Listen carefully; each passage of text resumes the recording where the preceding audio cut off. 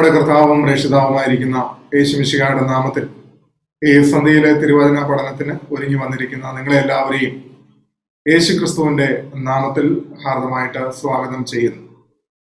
സമാഗമന കൂടാരത്തെ കുറിച്ചുള്ളതായ പഠനത്തിലാണ് നാം ഓരോരുത്തരും. ഈ കഴിഞ്ഞതായിട്ടുള്ള ക്ലാസ്സുകളിൽ സമാഗമന കൂടാരത്തിന്റെ പല കാര്യങ്ങൾ നമുക്ക് ഇതിനോടകം മനസ്സിലാക്കുവാനായിട്ട് കഴിഞ്ഞു. യഹോവയായ ദൈവം താൻ വേർതിരിച്ചെടുത്തതായിട്ടുള്ള തൻ്റെ ജനത്തിന്റെ നടുവിൽ വസിക്കേണ്ടതിന് തനിക്ക് ഒരു കൂടാരം, ആലയം വേണമെന്ന് ആഗ്രഹിച്ച് അത് തൻ്റെ ദാസനായ മോശയോട് പറഞ്ഞ് മോശയ്ക്ക് നിർദ്ദേശം കൊടുത്ത് അപ്രകാരം മരുഭൂമിയിൽ ഉണ്ടാക്കുവാൻ പോകുന്നതായ സമാഗമന കൂടാരത്തിൽ ഉപയോഗിക്കേണ്ടതായിട്ടുള്ള വസ്തുക്കൾ എന്തൊക്കെയായിരിക്കണം, അത് ആര് കൊണ്ടുവരണം, അത് വസ്തുക്കൾ എന്തൊക്കെയായിരിക്കണം, അതിന്റെ അളവുകൾ എന്തൊക്കെയായിരിക്കണം, അത് പണിയുന്നതിന്റെ അളവുകൾ അപ്രകാരമുള്ളതായിരിക്കണം. ഇങ്ങനെ കൃത്യമായിട്ടുള്ളതായ നിർദ്ദേശങ്ങൾ അടങ്ങിയതായ കൽപ്പനകൾ മൗണ്ട് സിനായിൽ വെച്ചിട്ട് കർത്താവ് മോശയ്ക്ക് കൊടുക്കുകയും മോശ അതിൻ പ്രകാരം യഹോവ കൽപ്പിച്ചതുപോലെ മാത്രം കാര്യങ്ങളെ നിർവഹിക്കുകയും ചെയ്യുന്നതായിട്ടുള്ള കാര്യങ്ങളാണ് പുറപ്പാട് പുസ്തകം 25-ാമത്തെ അധ്യായം മുതൽ രേഖപ്പെടുത്തിയിരിക്കുന്നതെന്ന് നമുക്ക് കാണുവാനായിട്ട് കഴിയുന്നു. ഇതിനോടകം നമ്മൾ കണ്ടത് സമാഗമന കൂടാരത്തിൽ ഉപയോഗിക്കുന്നതായ അതിന്റെ മെറ്റീരിയലുകൾ, അതിനെക്കുറിച്ചും അതിന്റെ പ്രത്യേകതയെക്കുറിച്ചുമാണ് നമുക്ക് പഠിക്കുവാനായിട്ട് കഴിഞ്ഞത്. ഓരോ മെറ്റീരിയലിനെ കുറിച്ചും ഏകദേശം 15ഓളം ഉള്ളതായ മെറ്റീരിയലിനെ കുറിച്ച് വിശദമായിട്ട് പഠിക്കുവാനായിട്ട് ദൈവം നമ്മളെ സഹായിച്ചു. ഈ മെറ്റീരിയലുകളിൽ കൂടെ എല്ലാം അഥവാ ഈ മെറ്റീരിയലുകൾ എന്തിനെ റെപ്രസെന്റ് ചെയ്യുന്നു, നമ്മുടെ കർത്താവായ യേശു ക്രിസ്തുവിനെ വരച്ച് കാണിക്കുന്നു എന്നുള്ളതായ ഒരു പഠനമാണ് നമ്മൾ അതിൽ കൂടെ ചെയ്യുവാനായിട്ട് കഴിഞ്ഞത്. അതിനുശേഷം നമ്മൾ ഈ പാളയം കിടക്കുന്നതിനെ കുറിച്ച് നമുക്ക് ചിന്തിക്കുവാനായിട്ട് കഴിഞ്ഞു. കർത്താവ് ആവശ്യപ്പെട്ടത് ഇസ്രായേലിന്റെ നടുവിൽ വസിക്കണം, ഇസ്രായേൽ പാളയം ഇറങ്ങി കിടക്കുന്നതിന്റെ ഇസ്രായേലിന്റെ നടുവിൽ വസിക്കണം എന്നുള്ളതായ ആഗ്രഹം. അവിടെയുള്ള ആത്മീയ ചിന്തയും നമ്മൾ മനസ്സിലാക്കി. ദൈവജനത്തിന്റെ നടുവിലാണ് ദൈവം വസിക്കുവാനായിട്ട് ആഗ്രഹിക്കുന്നത്. ദൈവമക്കളുടെ ജീവിതം വിശുദ്ധിയുള്ളതായിട്ടുള്ള ജീവിതം, ആ വിശുദ്ധിയുള്ള ജീവിതത്തിന്റെ നടുവിലാണ് കർത്താവ് തമ്പുരാൻ വസിക്കുന്നത്. അതുകൊണ്ട് ദൈവജനത്തിന്റെ നടുവിൽ വസിക്കുവാനായിട്ട് അവൻ ആഗ്രഹിക്കുന്നു. ഇസ്രായേൽ ജനത്തിന്റെ എൻകാമ്പ്മെന്റ് എങ്ങനെയാണെന്നുള്ളത് നമുക്ക് കാണാനായിട്ട് കഴിഞ്ഞു. സമാഗമന കൂടാരത്തിന്റെ ചുറ്റുമായിട്ട് ലേവി പുരോഹിത കുടുംബങ്ങൾ ചുറ്റുമായിട്ട് കിടക്കുന്നതായിട്ട് നമുക്ക് കാണുവാൻ കഴിഞ്ഞു. അതിനെ തുടർന്ന് 4 വശത്തുമായിട്ട് 3 ഗോത്രങ്ങൾ അടങ്ങുന്നതായ ലക്ഷക്കണക്കിന് വരുന്നതായിട്ടുള്ള ഇസ്രായേൽ ജനം ഗോത്രമായിട്ട് അവരവരുടെ കൊടിക്കീഴിൽ പാളയം ഇറങ്ങി കിടക്കുന്നതായിട്ടുള്ളതായ രംഗവും നമുക്ക് കാണാനായിട്ട് കഴിഞ്ഞു. തുടർന്ന് നമ്മൾ പഠിച്ചു വന്നതായിട്ടുള്ള കാര്യം, ഈ സമാഗമന കൂടാരത്തിന് ചുറ്റും ഉള്ളതായ ആ ഒരു ഫെൻസ് അതെന്താണെന്നുള്ളത് മനസ്സിലാക്കുവാനായിട്ടാണ് നമ്മൾ ശ്രമിച്ചുകൊണ്ടിരിക്കുന്നത്.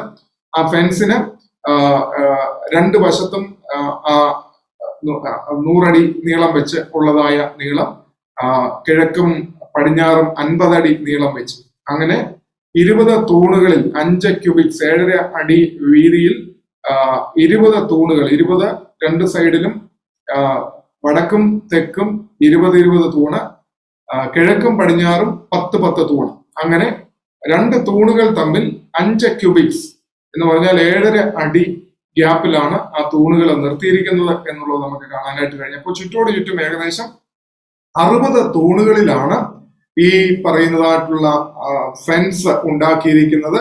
ആ മറശീല തൂക്കിയിട്ടിരിക്കുന്നതായിട്ടുള്ളതായ ഫെൻസ് ഉണ്ടാക്കിയിരിക്കുന്നത് നമുക്ക് കാണാനായിട്ട് കഴിഞ്ഞു. അതിനെക്കുറിച്ചാണ് നമ്മൾ അവസാനമായിട്ട് പഠിച്ചുകൊണ്ടിരുന്നത്. തുടർന്നുള്ളതായിട്ടുള്ള ആ ഭാഗങ്ങളിലേക്ക് നാം പ്രവേശിപ്പാനായിട്ട് ആഗ്രഹിക്കുകയാണ്. സമാഗമന കൂടാരം എപ്രകാരമായിരിക്കുന്നു എന്നുള്ളതായ ഈ പിക്ചറാണ് നമ്മൾ അവസാനമായിട്ട് കണ്ടത്. ഇത് നിങ്ങൾ നോക്കുന്നതായിട്ടുള്ള സമയത്ത് ഇതിന്റെ ചുറ്റോട് ചുറ്റും ഈ വൈറ്റ് ലിനൻ കൊണ്ടുള്ളതായ ഒരു ഫെൻസ് ആണ് ഉള്ളത് എന്ന് നമുക്ക് നന്നായിട്ട് മനസ്സിലാക്കുവാനായിട്ട് കഴിയുന്നു. ഈ വൈറ്റ് ഫെൻസ് എന്താണ്, അല്ലെങ്കിൽ വൈറ്റ് ലിനൻ എന്താണ്, വെള്ള നിറമുള്ളതായ മറശീല എന്താണ്? അത് ക്രിസ്തുവിന്റെ വീണ്ടെടുപ്പിൻ വിലയാൽ നമുക്ക് ലഭിച്ചിരിക്കുന്നതായിട്ടുള്ള നീതിയൻ വസ്ത്രത്തെയാണ് അത് കാണിക്കുന്നതെന്ന് ഓർമ്മിക്കുവാനായിട്ട് കഴിഞ്ഞു. അപ്പോൾ ഈ ചുറ്റോട് ചുറ്റും, അതായത് നമ്മൾ ഇതിനെ നോക്കുന്ന ഉടനെ ഒരു പുറത്തുള്ളതായ ഈ ക്യാമ്പിലുള്ളതായ ഒരു വ്യക്തിക്കും വേറൊരു വഴി ഇതിനകത്തേക്ക് പ്രവേശിക്കാനായിട്ട് കഴിയത്തില്ലെന്ന് ഓർത്തുകൊള്ളാം. മാത്രമല്ല, ഈ ഫെൻസ് അല്ലെങ്കിൽ ഈ വൈറ്റ് ലിനൻ എന്ന് പറയുന്നത് ദൈവത്തിന്റെ വിശുദ്ധിയെ കൂടെ കാണിക്കുന്നതാണ്. അപ്പോൾ ഈ വിശുദ്ധിയോട് അടുത്തു വരുവാനായിട്ട് ഇസ്രായേൽ ജനത്തിനും സാധ്യമല്ലായിരുന്നു എന്നുള്ളത് ഓർത്തുകൊള്ളണം. അതുകൊണ്ട് തന്നെ നിശ്ചിത അകലം പാലിച്ചാണ് ചുറ്റുപാടുമുള്ളതായ ആളുകൾ കിടക്കുകയും ചെയ്തിരുന്നത് എന്നുള്ളത് നമ്മൾ മനസ്സിലാക്കുന്നു. അതിനുശേഷം നമ്മൾ കണ്ടത് ആ ഫെൻസിനെ കുറിച്ചുള്ള കൂടുതൽ വ്യക്തത, ക്ലാരിറ്റിയാണ് നമുക്ക് ഇവിടെ കിട്ടുന്നത്. ഞാനിതാണ് പറഞ്ഞത്, ഓരോ തൂണുകളാണ്. ഈ തൂണുകൾക്കിടയിൽ 5 ക്യൂബിറ്റ്സ് ആണ് വിടവ് പറഞ്ഞിരിക്കുന്നത്, അതായത് 7.5 അടി ഫീറ്റ് വ്യത്യാസം. ഈ തൂണിന്റെയും ഹൈറ്റ് എന്ന് പറയുന്നത് 5 ക്യൂബിറ്റ്സ് ആണ്, അതായത് 7.5 അടി പൊക്കമാണ് ഈ തൂണിനും വരുന്നത്. ഈ തൂണിന്റെ ചുവട് ബ്രാസ് സോക്കറ്റിനകത്താണ് പിടിപ്പിച്ചിരിക്കുന്നത്. അതോടൊപ്പം തന്നെ അതിനൊരു മകുടമുണ്ട്. ആ മകുടം സിൽവറിലാണ് പിടിപ്പിച്ചിരിക്കുന്നത്.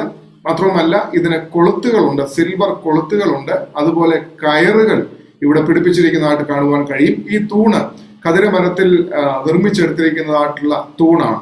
നമുക്കറിയാം, നമ്മൾ പഠിച്ചിരുന്നത് ഈ ബ്രാസ് സോക്കറ്റ് എന്ന് പറയുന്നത് ന്യായവിധിയെ കാണിക്കുന്നതാണ് എന്നുള്ളത് നമുക്കവിടെ പഠിക്കുവാനായിട്ട് കഴിഞ്ഞു എന്നുള്ളത് ഓർത്തുകൊള്ളണം. തൂണുകൾ ഈ പറയുന്നതായ മരുഭൂമിയിലാണ് കുഴിച്ചിട്ടിരിക്കുന്നത്. എന്നാൽ ഈ തൂണുകൾ മരുഭൂമിയിൽ കുഴിച്ചിട്ടിരിക്കുന്നു എങ്കിലും അതിൽ നിന്ന് വേർപെട്ട് നിൽക്കുന്നതായിട്ടുള്ളതായ ഒരു അനുഭവമാണ്. അതായത് ഈ തൂണുകൾ വിശ്വാസികളെയാണ് റെപ്രസെന്റ് ചെയ്യുന്നത്. എന്നാൽ വിശ്വാസികൾ മരുഭൂമിയിൽ, അതായത് ഈ ലോകത്തിൽ ആണെങ്കിലും അവർ നിൽക്കുന്നത് വേർപെട്ടതായ ഒരു അനുഭവത്തെ അവിടെ പ്രത്യേകമായിട്ട് നമുക്ക് മനസ്സിലാക്കാനായിട്ട് കഴിയുന്നു. അതോടൊപ്പം തന്നെ ഈ വെള്ളി വീണ്ടെടുപ്പിൻ്റെതായിട്ടുള്ള അനുഭവത്തെ ആണ് സിൽവർ ക്യാപിറ്റൽസ് കാണിക്കുന്നത് എന്നുള്ളത് ഓർക്കണം. ഈ കയറുകൾ നമ്മൾ നോക്കുന്നതായിട്ടുള്ള സമയത്ത് ഈ കയറുകൾ കെട്ടിയിട്ടുണ്ട്. ഈ കയറുകൾ അങ്ങോട്ടും ഇങ്ങോട്ടും വലിച്ച് കെട്ടിയിരിക്കുന്നതായിട്ടുള്ള അനുഭവമാണ് കാണുവാനായിട്ട് കഴിയുന്നത്. അതായത് മരുഭൂമിയിലാണല്ലോ ഈ പറയുന്നതായിട്ടുള്ള ഈ ഫെൻസ് നിൽക്കുന്നത്. അപ്പൊ ഈ മരുഭൂമിയിൽ നിൽക്കുന്നതായിട്ടുള്ള സമയത്ത് ശക്തമായിട്ടുള്ളതായ കാറ്റിന്റെ പ്രതികൂലം ഈ പറയുന്നതായിട്ടുള്ള മരുഭൂമിയിൽ ഉണ്ടാകുവാനായിട്ടുള്ള സാധ്യത വളരെ കൂടുതലാണ്. അതുകൊണ്ട് തന്നെ നമ്മൾ ഈ കാണുന്നത് പോലെ ഒരു ആണിമേലാണ് ഈ നൂല് അല്ലെങ്കിൽ ഈ ചരട് വലിച്ച് കയർ വലിച്ച് കെട്ടിയിരിക്കുന്നത്. ഇങ്ങനെ ആണികൾ അതാത് സ്ഥലങ്ങളിൽ ക്രമീകരിച്ചിട്ടുണ്ട്. അതേപോലെ തന്നെ ഈ ഫെൻസിന്റെ മറുവശത്തും ഇതേപോലെ തന്നെയാണ് ക്രമീകരിച്ചിരിക്കുന്നത്. ഈ ആണിയേലാണ് ഈ കയറുകൾ ഈ കൊളുത്തു വഴി കെട്ടി വലിച്ച് നിർത്തിയിരിക്കുന്നത്. അപ്പൊ ഇതിൽ നിന്ന് നമ്മൾ മനസ്സിലാക്കുന്നത് ഈ ആണി എന്ന് പറയുന്നത് അതും ബ്രാസ് കൊണ്ട് നിർമ്മിച്ചിരിക്കുന്നതായിട്ടുള്ള ആണിയാണ്. തിരുവചനം പരിശോധിക്കുമ്പോൾ കർത്താവായ യേശുക്രിസ്തുവിനെ നിഴലായിട്ട് സക്രിയ പ്രവാചകന്റെ പുസ്തകത്തിലേക്ക് നമ്മൾ വരുന്നതായിട്ടുള്ള സമയത്ത് അവിടെ ഒരു വാക്യം ഉള്ളത് ഞാൻ വേഗം ഒന്ന് വായിക്കാം. സക്രിയ പ്രവാചകന്റെ പുസ്തകം 10-ാമത്തെ അധ്യായത്തിലേക്ക് വരുമ്പോൾ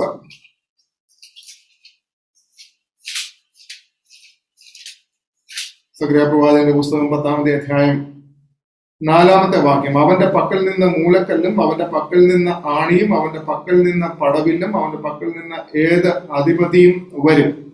ഇവിടെ കർത്താവായ യേശുക്രിസ്തുവിന്റെ ഒരു നിഴലിനെയാണ് അവിടെ നമുക്ക് കാണാനായിട്ട് കഴിയുന്നത്. അവിടെ പറഞ്ഞിട്ടുണ്ട് അവന്റെ പക്കൽ നിന്ന് മൂലക്കല്ലും, നമുക്ക് വേണ്ടുന്നത് അവിടെ രേഖപ്പെടുത്തിയിട്ടുണ്ട് അവന്റെ പക്കൽ നിന്ന് ആണിയും. ഈ ആണി എന്ന് പറയുന്നത് കർത്താവായ യേശുക്രിസ്തുവിന്റെ ഒരു നിഴലായിട്ടാണ് കാണിച്ചിരിക്കുന്നത്. അപ്പൊ നമ്മൾ ഇവിടെ കാണുന്നതായിട്ടുള്ള ഈ ആണി എന്ന് പറയുന്നത് കർത്താവായ യേശുക്രിസ്തുവിനെ കാണിക്കുന്നു. ഈ കയറുകൾ കാണിക്കുന്നത് കൃത്യമായിട്ടും ഞാൻ ഓർപ്പിക്കുന്നത് മരുഭൂമിയിലാണ് ഇത് നിൽക്കുന്നത്. വളരെ പ്രതികൂലങ്ങൾ മരുഭൂമിയിൽ ഈ സമാഗമന കൂടാരം അഭിമുഖീകരിക്കേണ്ടി വരും. ശക്തമായിട്ടുള്ള കാറ്റുകൾ, മണൽക്കാറ്റുകൾ ഒക്കെ ഉണ്ടാകുമ്പോൾ ഈ തൂണുകൾ വെറുതെ നിന്ന് കഴിഞ്ഞു കഴിഞ്ഞാൽ ഈ പ്രതികൂലത്തെ അഭിമുഖീകരിക്കുവാനായിട്ടോ അതിനെ തരണം ചെയ്യുവാനായിട്ടോ ഈ പ്രതികൂലത്തിനെതിരെ ഒരു പക്ഷേ നിലനിൽക്കുവാനായിട്ടോ അതിനെ സാധിക്കാതെ വരും. അങ്ങനെ വന്നു കഴിഞ്ഞാൽ ഇത് എല്ലാം മറിഞ്ഞു വീഴുന്നതായിട്ടുള്ള ഒരു അനുഭവം വരും. അതുകൊണ്ട് അങ്ങനെ വരാതെ ഇരിക്കുവാൻ വേണ്ടി ഈ കയറുകൾ കാണിക്കുന്നത് എന്തിനെയാകുന്നു എന്ന് ചോദിച്ചാൽ ഈ തൂണുകൾ വിശ്വാസ സമൂഹത്തെ കാണിക്കുന്നു എന്ന് ഞാൻ ഓർമ്മിപ്പിച്ചു.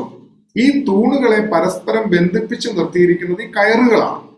ഈ കയറുകൾ ദൈവ സ്നേഹത്തെയാണ് കാണിക്കുന്നത്. കാരണം ഇത് കയറുകൾ എവിടെയാണ് കൂട്ടിക്കെട്ടിയിരിക്കുന്നത്? ഇവിടെ ആണിമേലാണ് ഈ കയറുകൾ കൂട്ടിയിരിക്കുന്നത്. അതുപോലെ തന്നെ ഈ കൊളുത്തിലാണ് പിന്നീട് അത് കോണ്ടാക്ട് ചെയ്യുന്നത്. ഈ കൊളുത്ത് എന്ന് പറയുന്നത് വിശ്വാസികളെ തമ്മിൽ ബന്ധിപ്പിക്കുന്നതായിട്ടുള്ള കൊളുത്താണ്, വീണ്ടെടുപ്പിന്റെ കൊളുത്താണത്.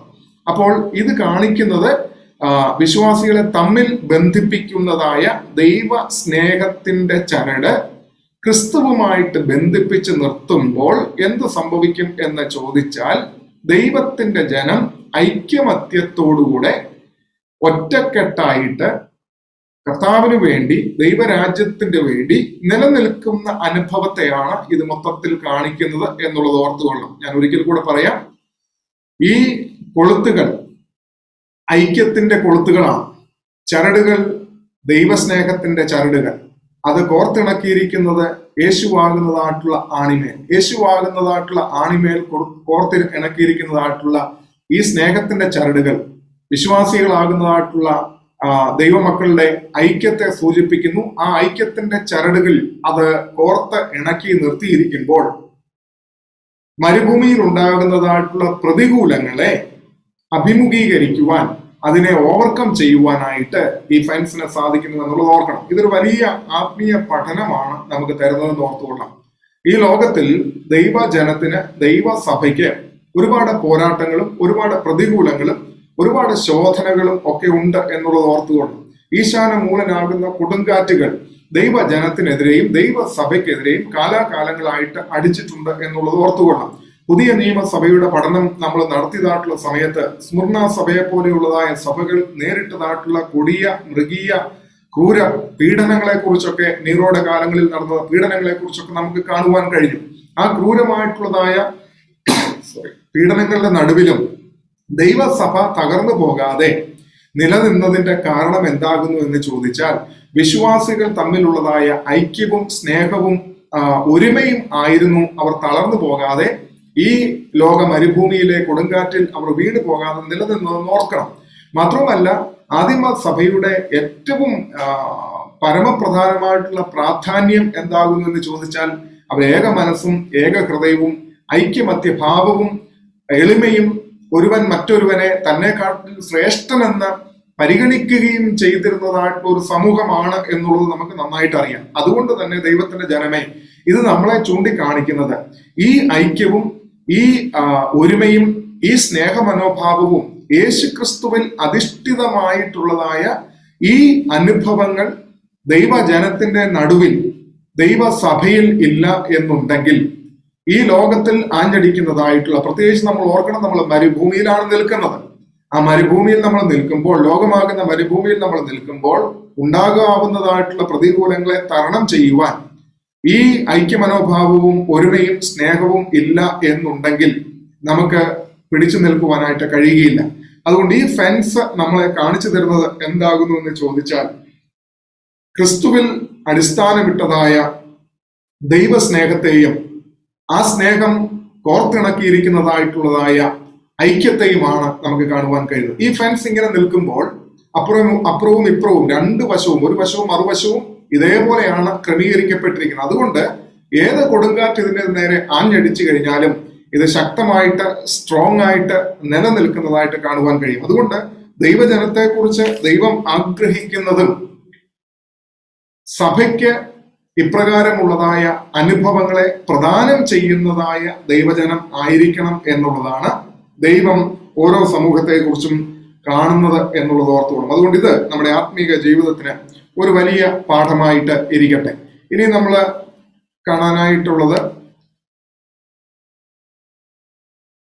ഈ പറയുന്നതായിട്ടുള്ള ടാബർനാക്കിളിലേക്ക്, അല്ലാതെ ഈ പ്രാകാരത്തിലേക്ക് പ്രവേശിപ്പാനായിട്ട് നിങ്ങൾ ചുറ്റോട് ചുറ്റും നോക്കിക്കഴിഞ്ഞാൽ ഇത് സദേൺ സൈഡാണ്, ഇത് നോർത്തേൺ സൈഡാണ്, ഇത് വെസ്റ്റേൺ സൈഡാണ്.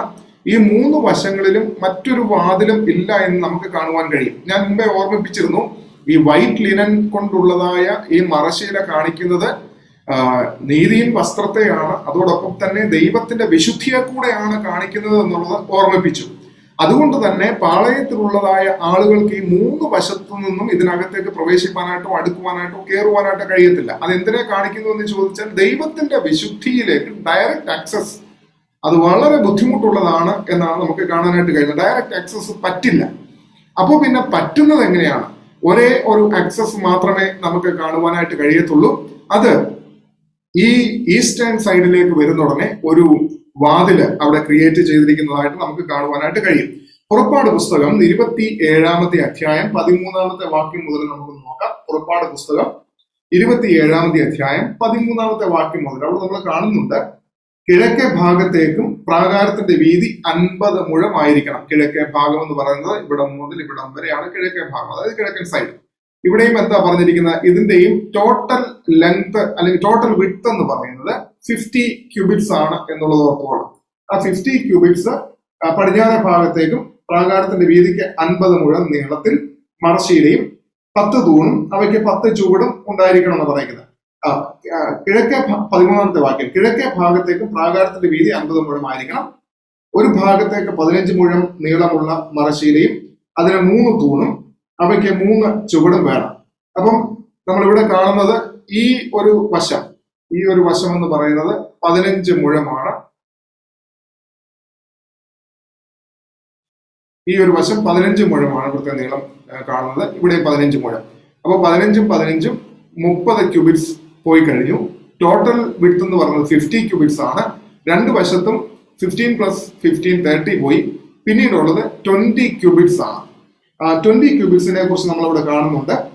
15 വാക്യം, മറ്റേ ഭാഗത്തേക്കും 15 മുഴം നീളമുള്ള മറശ്ശീലയും അതിന് 3 തൂണും അവയ്ക്ക് 3 ചുവടും വേണം. ഇനി 16 വാക്യം, എന്നാൽ പ്രാകാരത്തിന്റെ വാതിലിന് നീലനൂൽ, ധൂമ്രനൂൽ, ചുവപ്പ് നൂൽ, പിരിച്ച പഞ്ഞിനൂൽ എന്നിവ കൊണ്ട് ചിത്രത്തയ്യൽ പണിയായി 20 മുഴം നീളമുള്ള ഒരു മറയും അതിന് 4 തൂണും അവയ്ക്ക് 4 ചുവടും വേണമെന്നാണ് പറഞ്ഞിരിക്കുന്നത്. അപ്പോൾ ഇവിടെ നമ്മൾ കാണുന്നത് 4 തൂണ് നമ്മൾ കാണുന്നു. ഈ 4 തൂണ്, അതോടൊപ്പം തന്നെ ഇവിടെ ഈ സ്ഥലത്തെല്ലാം നമുക്ക് വൈറ്റ് ലിനനാണ് ചുറ്റും കാണാൻ കഴിയുന്നത്. എന്നാൽ ഇവിടെ വരുന്ന ഉടനെ ആ വൈറ്റ് ലിനൻ മാറുന്നു. വൈറ്റ് ലിനൻ മാറിയിട്ട് 4 നൂലുകൾ കൂട്ടിച്ചേർത്തുണ്ടാക്കിയിരിക്കുന്നതായിട്ടുള്ള തിരശ്ശീലയാണ് നമുക്ക് ഇവിടെ കാണാനായിട്ട് കഴിയുന്നത്. അതൊരു മിക്സഡ് കളറിലാണ് ഈ സംഭവം ഇവിടെ ചെയ്തിരിക്കുന്നത്. ഇതാണ് അതിന്റെ വാതിലായിട്ട് നമ്മൾ കാണുന്നത്. അപ്പോൾ ഈ 100 മുഴം നീളവും 50 മുഴം വീതിയും ഉള്ളതായ ഈ സമാഗമന കൂടാരത്തിന്റെ പ്രാകാരത്തിലേക്ക് പ്രവേശിക്കണമെന്നുണ്ടെങ്കിൽ ദൈവജനമേ ഒറ്റ എൻട്രൻസ് മാത്രമേ ഉള്ളൂ. ഒരു ഗേറ്റ് മാത്രമാണ് നമുക്ക് അവിടെ കാണാനായിട്ട് കഴിയുന്നത്. ഈ ഗേറ്റ് ഓർപ്പിച്ചല്ലോ, ഇത് കിഴക്കോട്ടാണ്, ഈസ്റ്റ് സൈഡിലേക്കാണ് ഇതിരിക്കുന്നത് നോക്കണം. എന്തുകൊണ്ടാണ് വാതിൽ കിഴക്കോട്ട് ആയിരിക്കുന്നത്?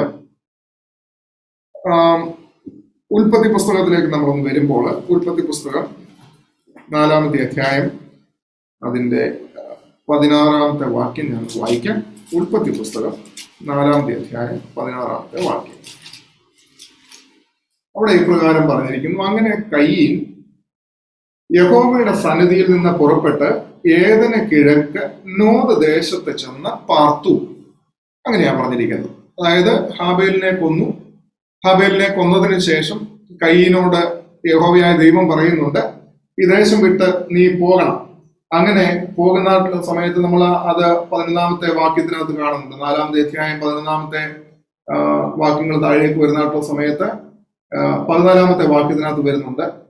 14 10 വാക്യം മുതൽ വായിച്ചാൽ മതി. അതിനവൻ അരുളിച്ചെയ്തു, നീ എന്ത് ചെയ്തു? നിന്റെ അനുജന്റെ രക്തത്തിന്റെ ശബ്ദം ഭൂമിയിൽ നിന്ന് എന്നോട് നിലവിളിക്കും. ഇപ്പോൾ നിന്റെ അനുജന്റെ രക്തം നിന്റെ കയ്യിൽ നിന്ന് ഏറ്റുകൊള്ളുവാൻ വായി തുറന്ന ദേശം നീ വിട്ട് ശാപഗ്രസ്തനായി പോകണം. അപ്പോൾ യഹോവയായ ദൈവം അവിടെ പറയുകയാണ്, നീ നിന്റെ അനുജന്റെ രക്തം വീണ ദേശം വിട്ടു പോകണം. അങ്ങനെ ഈ പാപം ചെയ്ത മനുഷ്യൻ, അതായത് അനുജനെ കൊന്നതായിട്ടുള്ള കയ്യിൽ എവിടേക്കാണ് പോകുന്നതെന്നുള്ളത് വളരെ വ്യക്തമായിട്ട് നമുക്ക് കാണുവാൻ കഴിയുന്നുണ്ട്. അവൻ കിഴക്ക് ചെന്ന് പാർക്കുന്നു എന്നാണ് പറയുന്നത്, അല്ലെ? കിഴക്ക് നോദ് ദേശത്ത് ചെന്ന് പാർത്തു. ഇനിയും 11 അധ്യായത്തിലേക്ക് കൂടെ നമുക്ക് വരാം. 11 അധ്യായം അതിന്റെ 2 വാക്യത്തിനകത്ത് ഇപ്രകാരം പറയുന്നുണ്ട്, എന്നാൽ അവർ കിഴക്കോട്ട് യാത്ര ചെയ്ത് ശിനാർ ദേശത്ത് ഒരു സമഭൂമി കണ്ട് അവിടെ കുടിയിരുന്നു.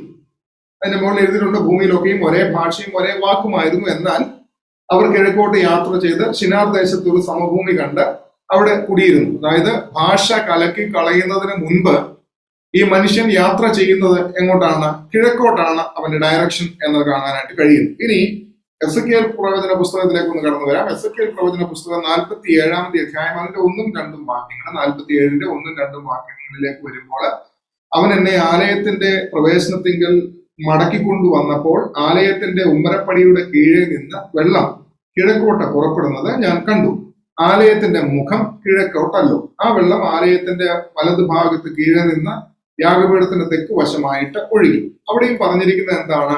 ആലയത്തിൽ നിന്ന് പുറപ്പെടുന്നതായിട്ടുള്ള നദി, ആ ആലയത്തിൽ നിന്ന് പുറപ്പെടുന്നതായിട്ടുള്ള നദി എങ്ങോട്ടാണ് അതിലെ വെള്ളം ഒഴുകുന്നതെന്ന് പറഞ്ഞിരിക്കുന്നത്? കിഴക്കോട്ട് പുറപ്പെടുന്നത് ഞാൻ കണ്ടു എന്നാണ് അവിടെയും രേഖപ്പെടുത്തിയിരിക്കുന്നത്. ഇതിൽ നിന്നൊക്കെ മനസ്സിലാകുന്നു, ഉൽപ്പത്തി പുസ്തകത്തിൽ നിന്ന് നമുക്ക് മനസ്സിലാക്കാനായിട്ട് കഴിയുന്നതായിട്ടുള്ള കാര്യം, പാപം ചെയ്ത മനുഷ്യൻ കിഴക്കോട്ട് യാത്രയായി. നമ്മൾ ധൂർത്തപുത്രന്റെ കഥ പഠിക്കുന്നുണ്ട്. ധൂർത്തപുത്രൻ വീട്ടിൽ അപ്പനോട് പാപം ചെയ്ത് അല്ലെങ്കിൽ അപ്പന്റെ നിന്ന് വസ്തു വാങ്ങിച്ച് അവൻ പോയി ധൂർത്ത് നടത്തി. അവിടെ നിന്നുകൊണ്ട് അവൻ വീണ്ടും ഓർക്കുന്നു, വീണ്ടും മടങ്ങി വരുന്നതായിട്ടുള്ള അനുഭവം. അപ്പോൾ ഈ കിഴക്കോട്ട് വാതിൽ വെച്ചിരിക്കുന്നത് എന്തിനാകുന്നു എന്ന് ചോദിച്ചാൽ, പാപം ചെയ്ത മനുഷ്യൻ ദൈവസന്നിധി വിട്ട് ദൈവത്തിൽ നിന്ന് അകന്ന് കിഴക്കോട്ടാണ് പോയിരിക്കുന്നത്. അപ്പോൾ അവനെ സ്വീകരിക്കുവാൻ വേണ്ടി ദൈവം ഒരുക്കി വെച്ചിരിക്കുന്നതായിട്ടുള്ള വാതിലാണ് ഇതെന്ന് നമുക്ക് മനസ്സിലാക്കാനായിട്ട് കഴിയും. ഈ വാതിലിനെ കുറിച്ച് നമ്മൾ കുറച്ചുകൂടെ നന്നായിട്ട് ഇപ്പോൾ പഠിക്കുവാനായിട്ട് പോവുകയാണ്. അപ്പോൾ ഈ കിഴക്കോട്ട് എന്തിനു വെച്ചിരിക്കുന്നു എന്ന് ചോദിച്ചാൽ, പാപം ചെയ്ത മനുഷ്യൻ കിഴക്കോട്ട് പോയി അവനെ സ്വീകരിക്കുവാൻ വേണ്ടി ആ കിഴക്ക് തന്നെ കർത്താവ് തമ്പുരാൻ യഹോവയായ ദൈവം അവിടെ തന്നെയാണ് വാതിൽ ഒരുക്കി വെച്ചിരിക്കുന്നത് എന്ന് കാണുവാനായിട്ട് കഴിയും. യെഹെസ്കേൽ പ്രവചന പുസ്തകത്തിൽ നമ്മൾ കണ്ടു, ദൈവത്തിന്റെ ആലയത്തിൽ നിന്ന് ഒഴുകുന്നതായിട്ടുള്ള ജീവജലത്തിന്റെ നദി, ആ നദിയും എങ്ങോട്ടാണ് പോകുന്നത്? കിഴക്കോട്ട് ഒഴുകുന്നതായിട്ടുള്ള അനുഭവത്തെയാണ് കാണുവാനായിട്ട് കഴിയുന്നത്. അപ്പോൾ ദൈവത്തിന്റെ ജനമേ, ഇവിടെ നമ്മൾ കാണുന്നത് ഈ വാതിലെ കിഴക്കോട്ട് വെച്ചിരിക്കുന്നു. ഇനിയും അതിന്റെ ഒന്ന് രണ്ട് ഘട്ടം കാര്യങ്ങൾ കൂടെ പറഞ്ഞതിന് ശേഷം മുൻപോട്ട് നമ്മൾ പോകാം. ഇതിന്റെ ലെങ്ത് എന്ന് പറയുന്നത് നമ്മൾ നോക്കുമ്പോൾ ഏകദേശം 20 ക്യൂബിറ്റ്സ് ആണ് കാണുന്നത്, 20 ക്യൂബിറ്റ്സ്. അപ്പൊ 20 ക്യൂബിറ്റ്സ് എന്ന് പറയുമ്പോൾ ഒരു വളരെ വിശാലമായിട്ടുള്ളതായ ഏകദേശം 30 ഫീറ്റ് വിഡ്ത്ത് ഉള്ളതായ ഒരു ഗേറ്റ് ആണ് ഇവിടെ നമുക്ക് കാണാനായിട്ട് കഴിയുന്നത്. ഈ 20 ഫീറ്റ് ഗേറ്റ് കാണിക്കുന്ന 30 ഫീറ്റ് ഗേറ്റ് അല്ലെങ്കിൽ 20 ക്യൂബിറ്റ്സ് വീതിയുള്ളതായ ഈ ഗേറ്റ് കാണിക്കുന്നത്, ഗേറ്റ് വളരെ വിശാലമാണ് എന്ന് പറഞ്ഞാൽ യേശുക്രിസ്തുവിന്റെ അരികിലേക്ക് അല്ലെങ്കിൽ ഈ പിതാവാം ദൈവത്തിന്റെ അരികിലേക്ക് ഏത് പാപിക്കും, അവിടെ ഒരു വലിയ വാതിൽ ക്രമീകരിച്ചിരിക്കുന്നത് തന്നെ ഏത് പാപിക്കും അവിടേക്ക് അടുത്തു വരുവാനായിട്ട് കഴിയും എന്നുള്ളതായ ഒരു അനുഭവത്തെയാണ് കാണുന്നത് എന്നുള്ളത് ഓർത്തുകൊള്ളും. അതുകൊണ്ടാണ് ആ വാതിലിന് അത്രത്തോളം വിശാലമായിട്ട് തന്നെ വെച്ചിരിക്കുന്നതെന്ന് കാണാനായിട്ട് കഴിയും. ഈ വാതിൽ ഞാൻ ഓർപ്പിച്ചു, ഇത് കിഴക്കോട്ടാണ്. കിഴക്കോട്ട് ഈ വാതിൽ വെച്ചിരിക്കുന്നതിന്റെ റീസൺ ഓർമ്മിപ്പിച്ചു. ഇനിയും ഈ വാതിൽ എന്താണ്? അതാണ് നമ്മൾ പ്രധാനമായിട്ടും നമുക്ക് അവിടെ പഠിക്കുവാനായിട്ടുള്ളത്. ഓർപ്പിച്ചല്ലോ, ഈ പ്രാകാരത്തിലേക്ക് പ്രവേശിക്കണമെങ്കിൽ ഒറ്റ വാതിലേ ഉള്ളൂ. വേറെ ഒരു വശത്ത് നിങ്ങൾക്ക് വാതിൽ കാണാനായിട്ട് പറ്റില്ല, ഒറ്റ വാതിൽ. അപ്പോൾ ഈ ഒരു വാതിൽ എന്തിനെ കാണിക്കുന്നു? ഇത് ദൈവത്തിന്റെ ജനം മനസ്സിലാക്കണം. കർത്താവായ യേശുക്രിസ്തുവിനെയാണ് ഈ വാതിൽ റെപ്രസെന്റ് ചെയ്യുന്നത് എന്നുള്ളത് നമുക്ക് മനസ്സിലാക്കാം. Only one way to enter in to the court. ഈ കോർട്ടിലേക്ക് പ്രവേശിക്കണമെങ്കിൽ, ഈ സമാഗമന കൂടാരത്തിന്റെ മുറ്റത്തേക്ക് പ്രവേശിക്കണം എന്നുണ്ടെങ്കിൽ ഒരേ ഒരു വാതിൽ വഴി മാത്രമേ പ്രവേശിക്കുവാനായിട്ട് കഴിയത്തുള്ളൂ. യോഹന്നാന്റെ സുവിശേഷം 10-ാമത്തെ അധ്യായത്തിലേക്ക് നമുക്ക് കടന്നു വരാം. യോഹന്നാന്റെ സുവിശേഷം 10-ാമത്തെ അധ്യായത്തിന്റെ 7 മുതൽ 9 വരെയുള്ളതായ വാക്യങ്ങൾ വേഗം വായിക്കാം. യേശു പിന്നെയും അവരോട് പറഞ്ഞത്, ആമേൻ ആമേൻ ഞാൻ നിങ്ങളോട് പറയുന്നു, ആടുകളുടെ വാതിൽ ഞാൻ ആകുന്നു. എനിക്ക് മുമ്പേ വന്നവരൊക്കെയും കള്ളന്മാരും കവർച്ചക്കാരും അത്രേ. ആടുകൾ അവരുടെ വാക്ക് കേട്ടില്ല. ഞാൻ വാതിലാകുന്നു. എന്നിലൂടെ കടക്കുന്നവൻ രക്ഷപ്പെടും. അവനകത്ത് വരികയും പുറത്തു പോവുകയും മേച്ചൽ കണ്ടെത്തുകയും ചെയ്യും. അപ്പോൾ ഇവിടെ വളരെ വ്യക്തമായിട്ട് ഒരു കാര്യം പറയുന്നുണ്ട്. കർത്താവായ യേശുക്രിസ്തു പറയുകയാണ്, ഞാൻ വാതിൽ ആകുന്നു. I am the door. So no one can enter any other door. They can enter only through this gate. അപ്പൊ ഈ ഗേറ്റ് വഴി മാത്രമേ അവർക്ക് ഇതിനകത്ത് പ്രവേശിക്കാനായിട്ട് കഴിയത്തുള്ളൂ. അപ്പോൾ പിതാവാം ദൈവത്തിന്റെ അരികിലേക്ക് കടന്നു വരണം എന്നുണ്ടെങ്കിൽ മനുഷ്യന് ഒരേ ഒരു വാതിൽ മാത്രമേ പിതാവാം ദൈവം നൽകിയിട്ടുള്ളൂ. അത് മറ്റാരുമല്ല, കർത്താവായ യേശുക്രിസ്തു ആകുന്ന വാതിൽ. തിരുവചനം അതിനെ നല്ല തെളിവായിട്ട് നമ്മളോട് പറഞ്ഞു തരികയാണ്. ആടുകളുടെ വാതിൽ ഞാനാകുന്നു. അപ്പോൾ ഈ പ്രാകാരത്തിലേക്ക് പ്രവേശിച്ചെങ്കിൽ മാത്രമേ നമുക്കിനിയും ഈ വിശുദ്ധ നിവാസത്തിലേക്ക് പ്രവേശിപ്പാനായിട്ട് കഴിയത്തുള്ളൂ എന്ന് ഓർത്തുകൊള്ളണം. വേറെ ഒരു വഴിയും നമുക്ക് പ്രവേശിപ്പാനായിട്ട് കഴിയത്തില്ല. Only through this gate we can enter in to the court, and then we can enter in to the holy place, and then we can enter in to the most holy place.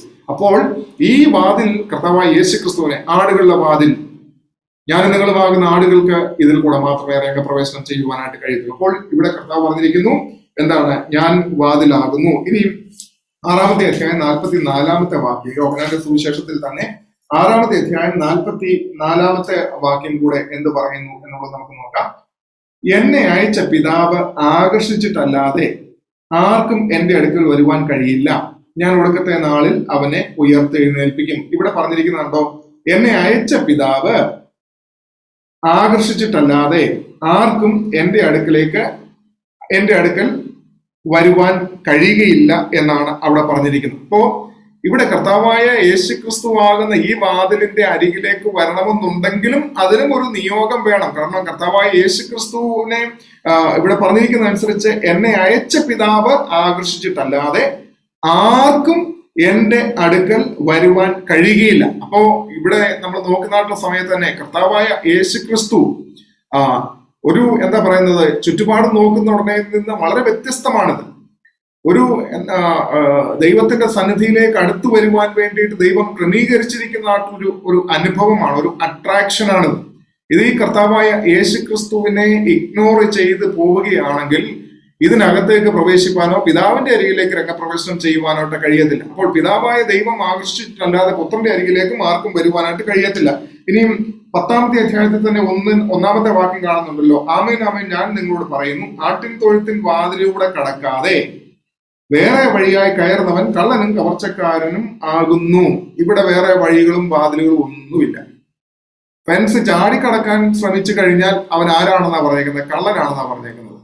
ഇവിടെ പറഞ്ഞിരിക്കുന്ന ഒരേ ഒരു വാതിൽ, ഞാൻ ആട്ടിൻ തൊഴുത്തിൻ വാതിലൂടെ കടക്കാതെ, ഇതാണ് ആട്ടിൻ തൊഴുത്തിൻ വാതിൽ, ഇതിലൂടെ കടക്കാതെ വേറെ വഴിയായിട്ട് വരുന്നവൻ കള്ളനും കവർച്ചക്കാരനും ആകുന്നു എന്ന് കൃത്യമായിട്ട് പറഞ്ഞിരിക്കുന്നു. ഇനി യോഹന്നാന്റെ സുവിശേഷം 14-ാമത്തെ അധ്യായത്തിലേക്ക് കൂടെ ഒന്ന് വരാം. ചില വാക്യങ്ങൾ ഞാൻ വായിക്കുകയാണ്. 14-ാമത്തെ അധ്യായം 6-ാമത്തെ വാക്യം. യേശു അവനോട്, ഞാൻ തന്നെ വഴിയും സത്യവും ജീവനും ആകുന്നു. ഞാൻ മുഖാന്തരമല്ലാതെ ആരും പിതാവിന്റെ അടുക്കൽ എത്തുന്നില്ല. അതൊരു വലിയ ആത്മീയ സത്യമാണ്, വിളിച്ചോതുന്നു. നമ്മൾ നോക്കിക്കാട്ടെ, ഈ ഗേറ്റ് വഴി അല്ലാതെ ആർക്കും ഇതിനകത്തേക്ക് വരാൻ പറ്റില്ല. അപ്പൊ ഇവിടെ കർത്താവ് എന്താ പറഞ്ഞിരിക്കുന്നത്? ഞാൻ മുഖാന്തരമല്ലാതെ ആരും പിതാവിന്റെ അടുക്കൽ എത്തുന്നില്ല. ഒരു വലിയ സത്യം കൂടെ അവിടെ പറയുന്നു. ഞാൻ തന്നെ വഴിയും സത്യവും ജീവനും ആകുന്നു. 3 കൂട്ടം കാര്യങ്ങൾ അവിടെ പറഞ്ഞിട്ടുണ്ട്. ഇച്ചിരി കഴിഞ്ഞിട്ട് എടുക്കേണ്ടതാണെങ്കിൽ ഞാനിപ്പോ അതൊന്ന് പറഞ്ഞു പോവുകയാണ്. ഞാൻ തന്നെ വഴിയും സത്യവും ജീവനുമാകുന്നു. ഇപ്പൊ നമ്മൾ പഠിക്കുന്ന ഉടനെ ഞാൻ ഓർമ്മിപ്പിച്ചു, പ്രാകാരത്തിലേക്ക് പ്രവേശിക്കാൻ ഒറ്റ എൻട്രൻസേ ഉള്ളൂ, ഒറ്റ ഗേറ്റ്. അതിനുശേഷം സമാഗമന കൂടാരം, പ്രോപ്പർ സമാഗമന കൂടാരം എന്ന് പറയുന്ന വിശുദ്ധ സ്ഥലവും അതിവിശുദ്ധ സ്ഥലവും അടങ്ങിയിരിക്കുന്നതായിട്ടുള്ള പ്രദേശമാണിത്. ഇവിടേക്ക് വരുമ്പോഴും നിങ്ങൾക്ക് ഇവിടെ ഒരു ഡോറ് കാണാം, തിരശ്ശീലയാൽ മൂടപ്പെട്ടിരിക്കുന്ന ഒരു ഡോറ് കാണാം. ഇത് 2-ാമത്തെ ഡോർ. ദെൻ നമ്മൾ ഇതിനകത്ത് പ്രവേശിച്ചു കഴിയുമ്പോൾ മോസ്റ്റ് ഹോളി പ്ലേസിലേക്ക്, അതിവിശുദ്ധ സ്ഥലത്തേക്ക് പ്രവേശിക്കണമെങ്കിൽ അവിടെയും ഒരു തിരശ്ശീലയുണ്ട്. അപ്പൊ ടോട്ടൽ നമ്മൾ നോക്കുകയാണെങ്കിൽ ഇതിനകത്ത് എത്ര എണ്ണം ഉണ്ട്? പ്രകാരത്തിലേക്ക് കയറാൻ ഒറ്റ വഴിയേ ഉള്ളൂ. ദെൻ വീണ്ടും 2 ഡോറുകൾ കൂടെ നമുക്ക് കാണാനായിട്ട് കഴിയും. 2 ഡോർ കൂടെ നമുക്ക് കാണാനായിട്ട് കഴിയും. ടോട്ടൽ ഇതിനകത്ത് 3 ഡോർ. പക്ഷെങ്കിൽ പ്രാകാരത്തിൽ പ്രവേശിക്കണമെങ്കിൽ ഒറ്റ ഡോർ. ഞാൻ തന്നെ വഴി, ഞാൻ തന്നെ സത്യം, ദെൻ അകത്തൊരു ഡോർ ഉണ്ടെന്ന് ഞാൻ പറഞ്ഞു. 3-ാമത്തെ ഡോറ് ജീവൻ. So I am the way, I am the life, and I am the truth. I am the way, I am the truth, and I am the life. കർത്താവായ യേശു ക്രിസ്തുവിൽ കൂടെ മാത്രമേ പിതാവിന്റെ അരികിലേക്ക് ഒരുവന് രംഗപ്രവേശനം ഉള്ളൂ എന്നുള്ളതാണ് നമ്മൾ കാണുന്നത്. അപ്പോസ്തല പ്രവൃത്തിയിൽ കൂടെ ഒരു വാക്യം വായിച്ചു കൊള്ളട്ടെ. 4-ാമത്തെ അധ്യായം 12-ാമത്തെ വാക്യം. അവിടെ പറഞ്ഞിരിക്കുന്നത് ഇപ്രകാരമാണ്: മറ്റൊരുത്തനിലും രക്ഷയില്ല. നാം രക്ഷിക്കപ്പെടുവാൻ ആകാശത്തിന് കീഴിൽ മനുഷ്യരുടെ ഇടയിൽ നൽകപ്പെട്ട വേറൊരു നാമവും ഇല്ല. സ്വർഗത്തിന് അവകാശിയായി തീരണമെങ്കിൽ, പിതാവാം ദൈവത്തിന്റെ അരികിലേക്ക് എത്തിച്ചേരണമെന്നുണ്ടെങ്കിൽ കർത്താവായ യേശുക്രിസ്തു മുഖാന്തരമല്ലാതെ വേറൊരു മാർഗവുമില്ല എന്ന് വളരെ വ്യക്തമായിട്ട് ദൈവത്തിന്റെ വചനം നമ്മളെ പഠിപ്പിക്കുകയാണ്. അതുകൊണ്ടാണ് ഇവിടെ വളരെ വ്യക്തമായിട്ട് പത്രോസ് അപ്പോസ്തലൻ പറയുന്നത് മറ്റൊരുത്തനിലും രക്ഷയില്ല. നമ്മൾ നോക്കിക്കഴിഞ്ഞാൽ ലോകത്തിൽ ഒരുപാട് ദൈവങ്ങളെ ആരാധിക്കുന്ന അനുഭവത്തെ നമുക്ക് കാണുവാനായിട്ട് കഴിയും. ഒരുപാട് ദൈവങ്ങൾ ലോകത്തിലുണ്ട്. എന്നാൽ നമ്മൾ ഓർക്കണം, ഇന്ന് വരെ മനുഷ്യന് വേണ്ടി മരിച്ച കൊല്ലപ്പെട്ടതായ രക്തമൂറ്റിക്കൊടുത്ത ഒരു ദൈവം ഉണ്ടോ എന്ന് നമ്മളൊന്ന് ചിന്തിക്കുന്നത് നല്ലതാണ്. ഒരുപാട് ഗ്രന്ഥങ്ങളിൽ ഒരുപാട് ദൈവങ്ങളെ കുറിച്ച് പറഞ്ഞിട്ടുണ്ട്. എന്നാൽ മനുഷ്യനെ നേടുന്നതിനു വേണ്ടി, പാപിയായ മനുഷ്യനെ നേടുന്നതിനു വേണ്ടി ഇന്ന് വരെ ലോകത്തിൽ ഒരു ദൈവവും അവതരിക്കപ്പെടുകയോ അതിൻ പ്രകാരം അവരെ നേടുന്നതിന് വേണ്ടി അവർക്ക് വേണ്ടി ജീവൻ കൊടുക്കുകയോ ചെയ്തതായിട്ട് ചരിത്രത്തിൽ രേഖപ്പെടുത്തിയിട്ടില്ല.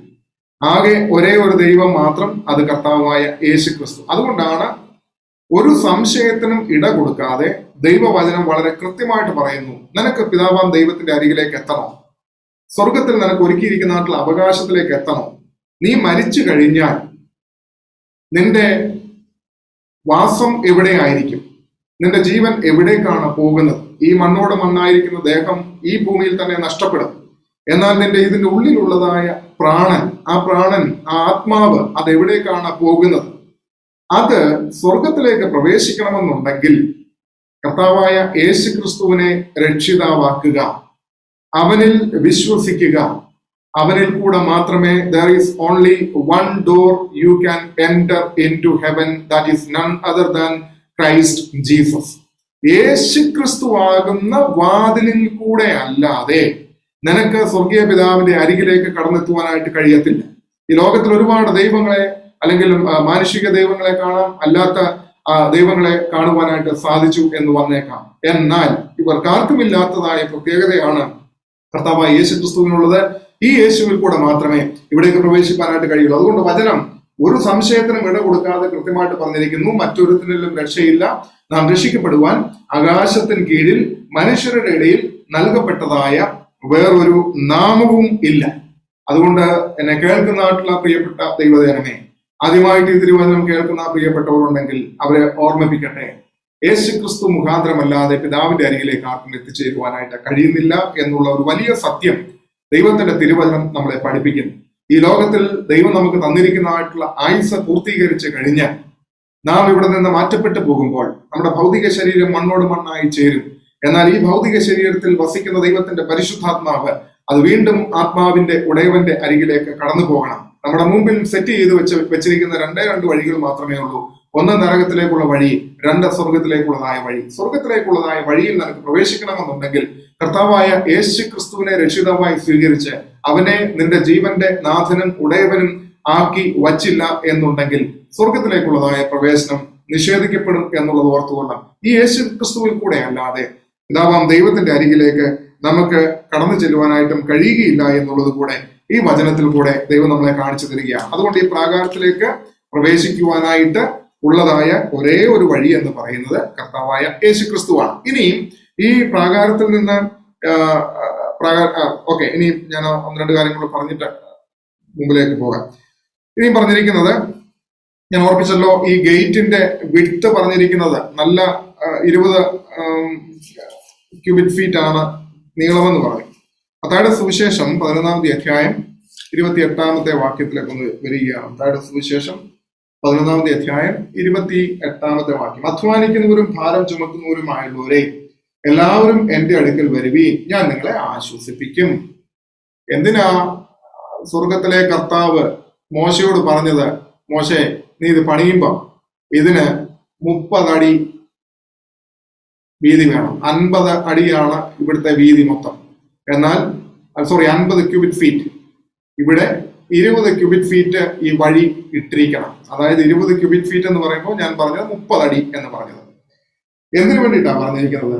അവിടെ 11:28 നമ്മൾ കണ്ടല്ലോ, അധ്വാനിക്കുന്നവരും ഭാരം ചുമക്കുന്നവരുമായുള്ളവരെ എല്ലാവരും എന്റെ അടുക്കൽ വരുവീൻ, ഞാൻ നിങ്ങളെ ആശ്വസിപ്പിക്കാം. ദൈവത്തിന്റെ ജനമേ, നമ്മൾ ഈ കല്യാണങ്ങൾക്കൊക്കെ ഇപ്പം പാൻഡമിക് ആയതുകൊണ്ട് കല്യാണങ്ങളും ഇല്ല, കല്യാണത്തിനും പോണ്ട, സദ്യയും ഉണ്ടാകും. കേരളത്തെ കുറിച്ചുള്ളതായ വളരെ എന്താ പറയുന്ന വളരെ എഡ്യൂക്കേഷനിൽ ഏറ്റവും മുൻപിൽ നിൽക്കുന്ന നാട്ടിലെ കേരളത്തെ കുറിച്ചുള്ള ഏറ്റവും വലിയ തമാശ എന്താകുന്നു എന്ന് ചോദിച്ചു കഴിഞ്ഞാൽ, വിവാഹം കഴിഞ്ഞു കഴിഞ്ഞാൽ വിരുന്നിന് വേണ്ടിയിട്ട് വിവാഹ ഹാളിലേക്ക് പോകുന്ന സമയത്ത് ഒരു നാരോ ഗേറ്റ് മാത്രമാണ്. അതിന്റെ ഷട്ടർ അങ്ങോട്ട് പൊക്കുമ്പോഴത്തേന് മുമ്പിൽ നിൽക്കുന്ന നാട്ടിലെ ജനത്തിന്റെ ഇടിച്ചു തള്ളിയുള്ള കയറ്റവും വെപ്രാളവും ഒക്കെ എന്നും ഒരു രസകരമായിട്ടുള്ള കാഴ്ചയായിരുന്നു എന്നുള്ളത് ഓർത്തുകൊള്ളണം. ഇവിടെ എന്താ നമുക്ക് കാണുന്നത്, അവിടെ ചെറിയൊരു ഗേറ്റ് മാത്രമേ ഉള്ളൂ. അതുകൊണ്ട് മുമ്പിൽ ഇരിക്കാൻ വേണ്ടിയിട്ടുള്ള സീറ്റ് കിട്ടാൻ വേണ്ടിയിട്ടാണ് ഇടിച്ചു തള്ളി വിവാഹ ഹാളിലേക്ക് പ്രവേശിക്കുന്ന ഒരു രംഗം. ചെറിയ ഡോർ ഉള്ള 4 അടി വീതിയുടെ ഡോർ ആയിരിക്കും, അല്ലെ 6 അടി വീതിയുടെ ഡോർ ആയിരിക്കും. 1000 പുരുഷാരമായിരിക്കും ഇതിനകത്ത് നിൽക്കുകയും ചെയ്യുന്നത്. എന്നാൽ ഇവിടെ നമ്മൾ കാണുന്നത് ഒരു വലിയ ഗേറ്റ് ദൈവം ഒരുക്കി വെച്ചിരിക്കുന്നത് എന്തിനാണ്? അധ്വാനിക്കുന്നവരും ഭാരം ചുമക്കുന്നവരുമായുള്ളവരെ. ആരാണ് ഈ അധ്വാനിക്കുന്നവരും ഭാരം ചുമക്കുന്നവരും? ദൈവമക്കളെ ഓർക്കണം, പാപത്തിന്റെ ഭാണ്ഡക്കെട്ടുകൾ ചുമന്നുകൊണ്ട് കോടാനുകോടി ജനം ഈ ലോകത്തിലുണ്ട് എന്നുള്ളത് ഓർത്തുകൊള്ളണം. കർത്താവ് അവരെ ആഹ്വാനം ചെയ്യുകയാണ്. പാപം ചെയ്ത് കിഴക്കോട്ട് പോയതായ അനേക ആയിരങ്ങൾ, ലക്ഷങ്ങൾ, കോടാനുകോടി പാപികൾ ഇന്ന് ഈ ലോകത്തിലുണ്ട് എന്നുള്ളത് ഓർത്തുകൊള്ളണം. അവരെ കർത്താവായ യേശു ക്രിസ്തു 2 കൈയും നീട്ടി മാടി വിളിക്കുന്നതിന്റെ ചിത്രമാണ് ഈ 20 ക്യൂബിക് ഫീറ്റ് നീളമുള്ളതായ ഗേറ്റ് വർണ്ണിക്കുന്നതെന്ന് ഓർത്തുകൊള്ളാം. അധ്വാനിക്കുന്നവരും ഭാരം ചുമക്കുന്നവരുമായുള്ളവരെ എല്ലാവരും എന്റെ അടുക്കിലേക്ക് വരുവീൻ. അപ്പോൾ എല്ലാവർക്കും കടന്നു വന്ന് കയറുവാനായിട്ടുള്ളതായ, പാപികൾക്ക് അവരുടെ പാപത്തെ വിട്ട് ഏറ്റുപറഞ്ഞ ദൈവത്തിന്റെ സന്നിധിയിലേക്ക് അടുത്തു വരുവാനായിട്ടുള്ള വിശാലമായ ഒരു ഗേറ്റ് ദൈവം കൂടെ ഒരുക്കി വെച്ചിരിക്കുന്നത് എന്തിനാകുമെന്ന് വെച്ചാൽ, സകല പാപികൾക്കും അവന്റെ അരികിലേക്ക് വന്നു കഴിഞ്ഞാൽ ഒരു ശുദ്ധീകരണമുണ്ട്, ഒരു വിശുദ്ധിയുടെ അനുഭവത്തിലേക്ക് പ്രവേശിപ്പാനായിട്ട് കഴിയും. അതുകൊണ്ട് പറഞ്ഞിരിക്കുക, അധ്വാനിക്കുന്നവർ, ഭാരം ചുമക്കുന്നവർ എല്ലാവരും എന്റെ അടുക്കിലേക്ക് വരുവീൻ, ഞാൻ നിങ്ങളെ ആശ്വസിപ്പിക്കാം. അതുകൊണ്ട് ഇവിടേക്ക് കടന്നു വന്നു കഴിഞ്ഞാൽ പിന്നീട് എന്താണ്, ഒരു ആശ്വാസത്തിൻ്റെതായിട്ടുള്ള അനുഭവത്തിലേക്കാണ് രംഗപ്രവേശനം ചെയ്യുന്നതെന്ന് ഓർത്തുകൊള്ളാം. റോമാലേഖനം 5-ാമത്തെ അധ്യായം 8-ാമത്തെ വാക്യം. റോമാലേഖനം 5-ാമത്തെ അധ്യായം 8-ാമത്തെ വാക്യം. അവിടെ പറഞ്ഞിരിക്കുന്നത്, ക്രിസ്തുവോ നാം പാപികളായിരിക്കുമ്പോൾ തന്നെ നമുക്ക് വേണ്ടി മരിക്കുക, ദൈവം തനിക്ക് നമ്മോടുള്ള സ്നേഹത്തെ പ്രദർശിപ്പിക്കുന്നു എന്നാ പറഞ്ഞിരിക്കുന്നത്. നോക്കിക്കാട്ടെ, എത്ര മനോഹരമായിട്ടുള്ള വാക്യമാണ് പറയുന്നത്. ക്രിസ്തുവോ നാം പാപികളായിരിക്കുമ്പോൾ തന്നെ നമുക്ക് വേണ്ടി മരിക്കിയാൽ ദൈവം നമുക്ക് നമ്മോടുള്ള സ്നേഹത്തെ പ്രദർശിപ്പിച്ചിരിക്കുന്നു. നോക്കണം, ഈ ഗേറ്റ് നമ്മൾ നോക്കണം. ഈ ഗേറ്റ് ഇനി നമ്മൾ പഠിക്കുന്നത് 4 കളറിലുള്ളതായ നൂലുകൾ ക്രമീകരിച്ചിട്ടാണ് ഈ ഗേറ്റ് ഉണ്ടാക്കിയിരിക്കുന്നത് ഓർത്തുകൊള്ളണം. ആ 4 കളർ നൂലുകളിലും 4 വർത്തമാനങ്ങളാണ് പറയുവാനായിട്ടുള്ളത്, 4 കാര്യങ്ങളാണ് നമ്മളെ കുറിച്ച് പറയുവാനായിട്ടുള്ളത്. ഇവിടെ പറയുന്നതാണ്, ദൈവ സ്നേഹം ഒഴുകുന്ന ഒരു ഗേറ്റ് ആണത്. 4 കളറുകൾ, ധൂമ്രനൂൽ, വൈറ്റ് ലിനൻ ഉണ്ട്, ദെൻ ബ്ലൂ ഉണ്ട്, അതുപോലെ തന്നെ സ്കാർലറ്റ് കളർ ഉണ്ട്. ഈ 4 കളറുകൾ ചേർത്ത് മിക്സ് ചെയ്ത് ഉണ്ടാക്കിയിരിക്കുന്ന ഒരു ഗേറ്റ് ആണ്. ആ ഗേറ്റ് നമ്മളെ കാണിക്കുന്നത് ദൈവ സ്നേഹത്തിന്റെ പ്രതീകമാണ്. ആ ദൈവ സ്നേഹത്തിന്റെ പ്രതീകം എന്ന് പറഞ്ഞു കഴിഞ്ഞാൽ എന്താണ്? പാപികൾക്ക് വേണ്ടി യാഗമായി തീർന്ന, പരമയാഗമായി തീർന്ന കർത്താവായ യേശു ക്രിസ്തുവിനെയും അവന്റെ സ്നേഹത്തെയും കാണിക്കുന്നതാണ്. നാം പാപികളായിരിക്കുമ്പോൾ തന്നെ അവൻ നമുക്ക് വേണ്ടി പരമയാഗമായി തീർന്നു. ദൈവത്തിന്റെ സ്തോത്രം. ദൈവത്തിന്റെ ജനമേ, ഇന്ന് ലോകത്തിലായിരിക്കുന്ന സകല ദുഷ്ടന്മാർക്ക് വേണ്ടിയും സകല പാപികൾക്ക് വേണ്ടിയും ഈ യേശു അല്ലാതെ വേറെ ഒരു വ്യക്തി മരിച്ചിട്ടില്ല. കാരണം രക്തത്തിൽ കൂടെ അല്ലാതെ ജീവനെങ്കിലേക്ക് ഒരു മാർഗമില്ല എന്നുള്ളത് ഓർത്തോളാം. അപ്പോൾ രക്തം തന്നാണ് നമ്മെ നേടിയിരിക്കുന്നത്. അതുകൊണ്ട് ഒരു ദൈവവും രക്തം തന്ന് തന്റെ ഈ ലോകത്തിലെ മനുഷ്യരെ നേടിയിട്ടില്ല എന്നുള്ളത് വളരെ വ്യക്തമായിട്ട് ഓർത്തുകൊള്ളണം. അതുകൊണ്ടാണ് ഇവിടെ കാണിക്കുന്നത് എന്താണ്, ഇന്ന് ലോകത്തിൽ പാപികളായിരിക്കുന്ന സകലർക്കും വേണ്ടിയിട്ടാണ് കർത്താവ് യേശു തമ്പുരാൻ മരിച്ചിരിക്കുന്നത്. ഈ പാപി അല്ലെങ്കിൽ ഇന്ന് ദുഷ്ടതയും അകൃത്യവും ചെയ്തുകൊണ്ടിരിക്കുന്ന, ഞാൻ പറയുന്നത് ഇന്ന് ലോകത്തിൽ ഒരുപാട് ടെററിസ്റ്റുകളുണ്ട്, അക്രമങ്ങളും അനീതികളും കാണിക്കുന്നുണ്ട്. ഇവന് വേണ്ടി കൂടിയാണ് കർത്താവ് യേശു തമ്പുരാൻ മരിച്ചിരിക്കുന്നത്. പക്ഷെ ഇവൻ എപ്പോൾ, ഈ ടെററിസ്റ്റ്, ഈ ഉഗ്ര തീവ്രവാദി എപ്പോൾ ദൈവത്തിന്റെ സന്നിധിയിലേക്ക് കടന്നു ചെല്ലുമോ, അപ്പോൾ ആ ക്രൂശിൽ കർത്താവ് മരിച്ചതായിട്ടുള്ള ആ രക്ഷ, ആ ക്രൂശിൽ കൂടെ നേടിയിരിക്കുന്ന ആ രക്ഷ അവന് കരസ്ഥമാക്കുവാനായിട്ട് പറ്റും. അല്ല എന്നുണ്ടെങ്കിൽ കർത്താവ് അവന് വേണ്ടി മരിച്ചത് വൃഥാവിലായി പോവുകയാണ് എന്നുള്ളത് കൂടെ ഓർത്തുകൊള്ളും. അതുകൊണ്ട് ഇന്ന് ലോകത്തിലുള്ള സകല മനുഷ്യർക്കും, ഇനി ജനിക്കുവാനിരിക്കുന്ന മനുഷ്യർക്ക്, ലോകത്തിന്റെ അവസാനം വന്നു ചേരുവാനായിട്ടുള്ള ആ സമയം വരെ ജനിക്കുന്ന ഏത് കുഞ്ഞിന് വേണ്ടിയിട്ടും അല്ലെങ്കിൽ ഏത് വ്യക്തിക്ക് വേണ്ടിയിട്ടും കർത്താവ് യേശു തമ്പുരാൻ ഒരിക്കലായിട്ട് മരിച്ചു. ഇനി എപ്പോഴും കർത്താവ് മരിക്കത്തില്ല, ഒരിക്കലായിട്ട് അവൻ മരിച്ചു. എന്നാൽ നാം ആ ക്രിസ്തുവിന്റെ മരണ പുനരുത്ഥാനങ്ങളെ, ക്രൂശുമരണ പുനരുത്ഥാനങ്ങളെ അംഗീകരിക്കുമ്പോൾ നാം ആരായിട്ട് മാറുകയാണ്? ആ രക്ഷ കരസ്ഥമാക്കുന്ന അനുഭവത്തിലേക്ക് നാം എത്തിച്ചേരുകയാണ്. അതാണ് ഇവിടെ പറഞ്ഞിരിക്കുന്നത്. നാം ഭാവികളായിരിക്കുമ്പോൾ തന്നെ അവൻ അവന്റെ രക്തത്താൽ അവൻ ക്രിസ്തു എന്ന പാപികളായിരിക്കുമ്പോൾ തന്നെ നമുക്ക് വേണ്ടി മരിക്കാൻ ദൈവം തനിക്ക് നമ്മോടുള്ള സ്നേഹത്തെ പ്രദർശിപ്പിക്കുന്നു എന്ന് കാണും. ഇനിയും ചിരപരിചിതമായിട്ടുള്ള വാക്യമാണല്ലോ യോഹന്നാന്റെ സുവിശേഷം 3-ാമത്തെ അധ്യായം അതിന്റെ 16-ാമത്തെ വാക്യം എന്നുള്ളത്. തന്റെ ഏകജാതനായ പുത്രനിൽ വിശ്വസിക്കുന്ന തന്റെ ഏകജാതനായ പുത്രനിൽ വിശ്വസിക്കുന്ന ഏവനും നശിച്ചു പോകാതെ നിത്യജീവൻ പ്രാപിക്കേണ്ടതിന് ദൈവം അവനെ നൽകുവാൻ തക്കവണ്ണം ലോകത്തെ സ്നേഹിച്ചു. അപ്പോൾ ഇതെന്തൊക്കെയാണ്? യേശുക്രിസ്തുവിന്റെ സ്നേഹം, പിതാവാം ദൈവത്തിന്റെ സ്നേഹം. ഈ വാതിൽ റെപ്രസെന്റ് ചെയ്യുന്നത് യേശുക്രിസ്തുവിന്റെ മനുഷ്യരാശിയോടുള്ള സ്നേഹത്തെ കാണിക്കുന്നു. അതോടൊപ്പം തന്നെ പിതാവാം ദൈവത്തിന്റെ സ്നേഹത്തെ കൂടെയാണ് അവിടെ കാണിക്കുന്നത്. എന്തായിരുന്നു പിതാവിന്റെ ഉദ്ദേശം? തന്റെ ഏകജാതനായ പുത്രനിൽ ഈ ഗേറ്റിന്റെ അരികിലേക്ക് കടന്നു വരുന്നവൻ ഒരുവനും നശിച്ചു പോകാതെ നിത്യജീവൻ. എവിടെയാണ് നിത്യജീവൻ? നീ ഇതിനകത്തേക്ക് പ്രവേശിച്ചു കഴിഞ്ഞാൽ പിന്നെ നീ ആരായിട്ട് മാറുകയാണ്? പിന്നെ നിന്റെ മുമ്പിലുള്ളത് തിരുനിവാസമാണ്. നീ പിന്നെ ഇതിനകത്തേക്ക് പ്രവേശിക്കുക. ഇതിനകത്ത് ഈ ഗേറ്റ് വഴി ഇതിനകത്ത് കയറിയിട്ടുള്ളവൻ പിന്നീട് സെക്യൂർ ആയി കഴിഞ്ഞു, അവൻ ഇതിലേക്ക് പോവുകയാണ്, നിത്യജീവന്റെ അവകാശിയായി മാറുകയാണ് എന്നുള്ളതാണ് ഇവിടെ കാണുന്നതെന്ന് ഓർത്തോളാം. കാരണം ഈ ക്രൂശിന്റെ ചുവട്ടിലേക്ക്, ഈ വാതിലിന്റെ ചുവട്ടിലേക്ക്, ഈ ക്രൂശിൻ ചുവട്ടിലേക്ക് ആര് കടന്നു വരുന്നുവോ, ഈ യേശുക്രിസ്തുവിൽ ആര് വിശ്വസിക്കുന്നുവോ അവൻ നശിച്ചു പോവുകയില്ല. ദൈവത്തിന് സ്തോത്രം. ആര് ഇന്ന് രാത്രിയിൽ ഓർത്തുകൊള്ളണം, ഈ യേശുക്രിസ്തുവിനെ ആരെ വിശ്വസിക്കുന്നു, ഈ യേശുവിനെ ആര് ജീവിതത്തിലേക്ക് കൂട്ടിക്കൊണ്ടു പോകുന്നു, ഈ യേശുവിനെ ആര് അംഗീകരിക്കുന്നു, നിന്റെ ജീവിതം നശിക്കുകയല്ല, നീ പിരിച്ച് എങ്ങോട്ട് കയറുകയാണ്? നീ നിത്യജീവനിലേക്ക് പ്രവേശിക്കുക. ഇന്ന് വരെ നീ ഔട്ടിലാണ് നിന്നത്, ഇന്ന് നീ നശിച്ചു പോകുന്ന ലോകത്തിലാണ് നിൽക്കുന്നതെന്ന് ഓർത്തുകൊള്ളാം. എന്നാൽ നീ യേശുവിനെ കണ്ടെത്തുമ്പോൾ, നീ യേശുവിനെ കണ്ടെത്തി കഴിഞ്ഞാൽ ഈ നശീകരിക്കപ്പെട്ട ലോകത്തിൽ നിന്ന് നീ പ്രവേശിക്കുന്നത് നിത്യജീവന്റെ അനുഭവത്തിലേക്ക് പ്രവേശിക്കുക. അതുകൊണ്ട് കർത്താവ് പറഞ്ഞിരിക്കുന്നു, ഈ ഗേറ്റ് കടന്നു കഴിഞ്ഞാൽ നീ ജീവന്റെ അനുഭവത്തിലേക്കാണ് പ്രവേശിക്കുന്നത്. അപ്പോൾ ഈ ഗേറ്റിന് മാത്രമേ, ഈ വാതിലിന് മാത്രമേ നിനക്ക് ജീവൻ തരുവാനായിട്ട് പോലും കഴിയുകയുള്ളൂ എന്ന് ഓർത്തുകൊണ്ട് ദൈവമക്കളെ, ഇവിടെ വേറെ എവിടെ നിന്ന് കഴിഞ്ഞാലും നിനക്കത് കിട്ടത്തില്ല. ഈ ഗേറ്റിന്റെ അടുക്കൽ എത്തിക്കഴിയുമ്പോൾ നിനക്ക് ജീവന്റെ അനുഭവത്തിലേക്ക് ഒരു രംഗപ്രവേശനം ചെയ്യുവാനായിട്ടുള്ളതായ അവസരത്തെയാണ് തരുന്നത്. കാരണം തന്റെ ഏകജാതനായ പുത്രനിൽ, ഇത് പുത്രനെ കാണിക്കുന്നതാണെന്ന് ഞാൻ ഓർമ്മിപ്പിച്ചല്ലോ. ഈ ഗേറ്റ് തന്റെ ഏകജാതനായ പുത്രനെ കാണിക്കുന്നു. ഈ പുത്രനെ വിശ്വസിക്കുന്ന ഏവനും നശിച്ചു പോകാതെ, പിന്നീട് പറഞ്ഞിരിക്കുന്നത് എന്താണ്? നിത്യജീവൻ പ്രാപിക്കേണ്ടതിന് ദൈവം അവനെ നൽകുവാൻ തക്കവണ്ണം ലോകത്തെ സ്നേഹിച്ചു. അപ്പോൾ ഈ പുത്രൻ ഈ ഗേറ്റ് കർത്താവായ യേശുക്രിസ്തുവിനെ കാണിക്കുന്നു, യേശുക്രിസ്തുവിന്റെ മനുഷ്യരാശിയോടുള്ള സ്നേഹത്തെ കാണിക്കുന്നു. മാത്രവുമല്ല, ഈ ഗേറ്റ് നിത്യജീവന്റെ അനുഭവത്തെ കാണിക്കുന്നു. മാത്രവുമല്ല, പിതാവാം ദൈവത്തിന്റെ സ്നേഹത്തെ കൂടെയാണ് ആ ഗേറ്റ് വളരെ വ്യക്തമായിട്ട് വരച്ച് കാണിക്കുന്നത് എന്നുള്ളത് കൂടെ നാം മറന്ന് പോകരുതേ എന്നുള്ളത് വേഗം ഓർമ്മിപ്പിക്കുകയാണ്. ഇനി 4 കളർന്ന് ഞാൻ പറഞ്ഞില്ല, 4 കളറിലേക്ക് വേഗം ഒന്ന് പ്രവേശിക്കാം. ഉള്ള സമയം കൊണ്ട് പെട്ടെന്ന് ആ 4 കളറൂടെ പറഞ്ഞിട്ട് അവസാനിപ്പിക്കാനായിട്ട് ശ്രമിക്കാം. 4 കളറിനെ കുറിച്ച് നമ്മൾ അവിടെ കാണുന്നത്. 4 കളറിലേക്ക് നമുക്ക് പ്രവേശിക്കാം. 27-ാമത്തെ അധ്യായം, പുറപ്പാട് പുസ്തകം 27-ാമത്തെ അധ്യായത്തിലേക്ക് വരുന്നതായിട്ടുള്ള സമയത്ത് അതിന്റെ 16-ാമത്തെ വാക്യം നമുക്ക് നോക്കാം. 16-ാമത്തെ വാക്യം: എന്നാൽ പ്രാകാരത്തിന്റെ വാതിലിന് നീലനൂൽ, ധൂമ്രനൂൽ, ചുവപ്പ് നൂൽ, പിരിച്ച പഞ്ഞിനൂൽ എന്നിവ കൊണ്ട് ചിത്രത്തയ്യൽ പണിയായി 20 മുഴം നീളമുള്ള ഒരു മറയും അതിന് 4 തൂണും അവയ്ക്ക് 4 ചുവടും വേണമെന്നാണ് പറഞ്ഞിരിക്കുന്നത്. അപ്പോ ഇവിടെ ഇനി ഞാൻ ആ പിക്ചറിലേക്ക് തന്നെ വീണ്ടും മടങ്ങാം. അപ്പൊ ഈ പിക്ചർ നമ്മൾ കാണുന്നത് 4 നൂലുകൾ കൊണ്ടാണ് ഇത് ഉണ്ടാക്കിയിരിക്കുന്നത്. ഈ 4 നൂലുകൾ എന്തിനെ റെപ്രസെന്റ് ചെയ്യുന്നു എന്ന് ചോദിച്ചാൽ 4 ഗോസ്പൽസിനെ റെപ്രസെന്റ് ചെയ്യുകയാണ്. 4 സുവിശേഷങ്ങളെയാണ് ഈ 4 നൂലുകൾ റെപ്രസെന്റ് ചെയ്യുന്നത്. അവിടെ പറയുന്നത് പർപ്പിൾ കളറിനെ കുറിച്ച് നമുക്ക് ഒന്നാമതായിട്ട് കാണാനായിട്ട് കഴിയുന്നുണ്ടല്ലോ. അവിടെ ധൂമ്രനൂൽ, പർപ്പിൾ കളർ.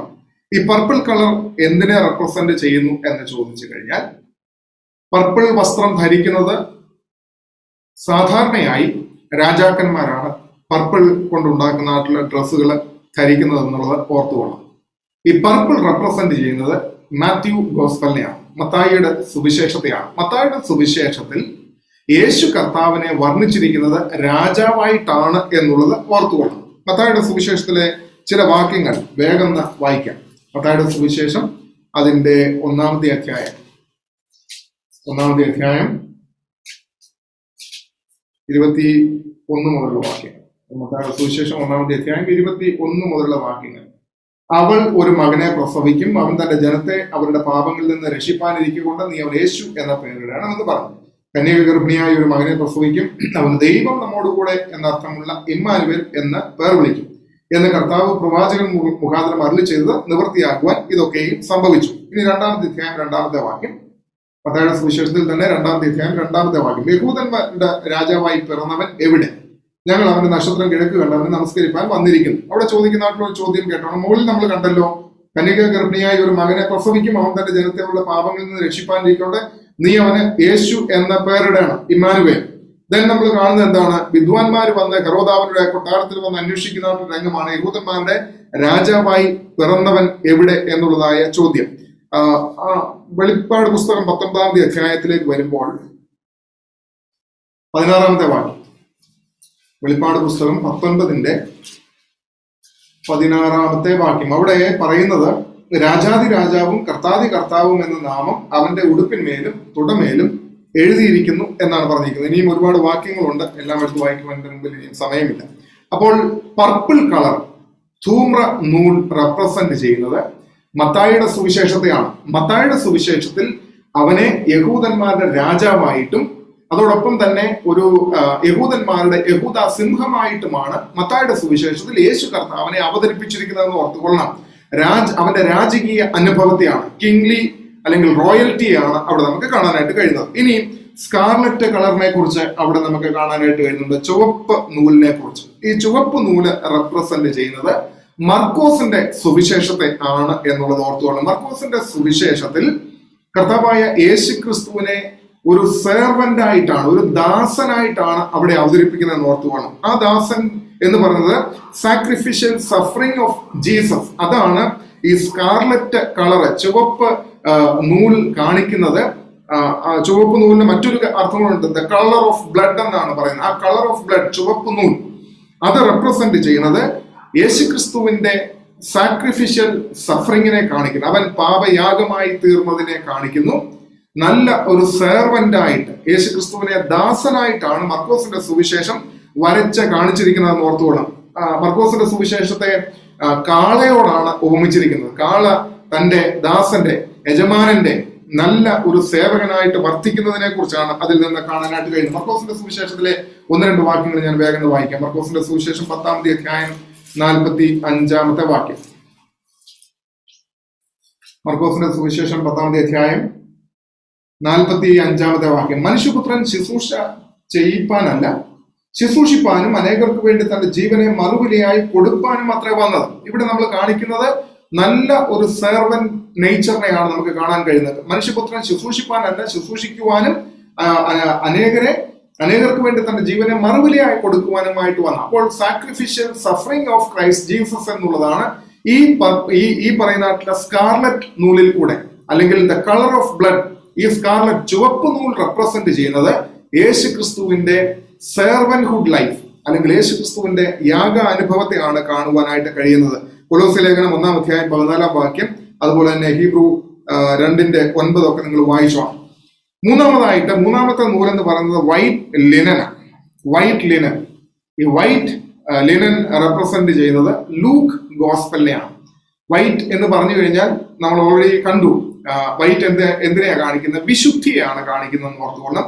നമ്മൾ ഈ ചുറ്റുപാടുമുള്ളതായ വസ്ത്രത്തെ, ഈ തിരശ്ശീലയെ കുറിച്ച് പഠിച്ചപ്പോൾ കണ്ടു, അത് നീതിயின், യേശുക്രിസ്തു നമുക്ക് വേണ്ടി നേടിത്തന്ന നീതിயின் വസ്ത്രത്തെയാണ് കാണിക്കുന്നതെന്ന് കാണിച്ചു.